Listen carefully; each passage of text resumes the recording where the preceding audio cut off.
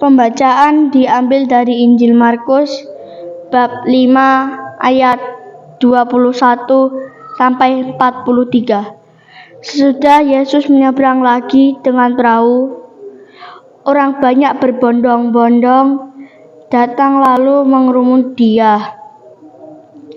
Sedang Ia berada di tepi danau, datanglah seorang kepala rumah ibadat yang bernama Yairus. Ketika ia melihat Yesus, tersungkurlah ia di depan kakinya, yang memohon dengan sangat kepadanya, "Anakku perempuan yang sedang sakit hampir mati.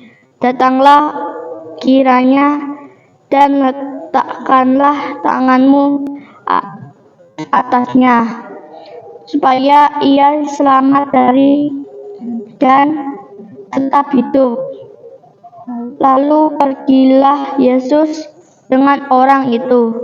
Orang banyak berbondong-bondong mengikuti Dia dan berdesak-desakan di dekatnya.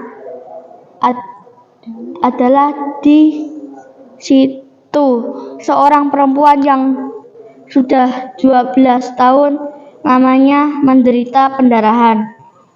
Ia telah berulang-ulang diobati oleh berbagai tabib, sehingga telah dihabiskannya semua yang ada padanya. Namun sama sekali tidak ada faedahnya, malah sebaliknya, keadaannya makin memburuk. Dia sudah mendengar berita-berita tentang Yesus. Maka di tengah-tengah orang banyak itu, ia mendekati Yesus dari belakang dan menjamah jubahnya, sebab katanya, "Asalkan kujamah saat jubah orang banyak, ya aku akan sembuh." Seketika itu juga berhentilah pendarahan dan ia merasa bahwa badannya sudah sembuh dari penyakitnya. Pada ketika itu juga Yesus mengetahui bahwa ada tenaga yang keluar dari dirinya. Lalu ia berpaling di tengah orang banyak dan bertanya, "Siapa yang menjamah jubahku?" Murid-muridnya menjawab, "Engkau melihat bagaimana orang ini berdesak-desak dekatmu, dan engkau bertanya, 'Siapa yang menjamahku?'" Lalu ia menandang sekelilingnya untuk melihat siapa yang telah melakukan hal itu. Perempuan itu yang menjadi takut dan gemetar ketika mengetahui apa yang telah terjadi atas dirinya, tampil dan tersungkurlah di depan Yesus dan dengan tulus memberitahukan segala sesuatu kepadanya. Maka katanya kepada perempuan itu, "Hai anakku, imanmu telah menyelamatkan engkau. Pergilah dengan selamat dan sembuhlah dari penyakitmu." Ketika Yesus masih berbicara, Datanglah orang dari keluarga kepada kepala rumah ibadat itu dan berkata, "Anakmu sudah mati. Apa perlu lagi engkau menyusahkan guru?"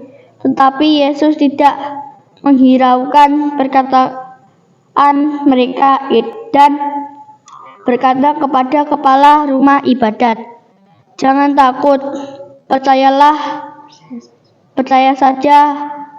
Lalu Yesus tidak memperbolehkan seorang pun ikut, serta kecuali Petrus, Yakobus, dan Yohanes.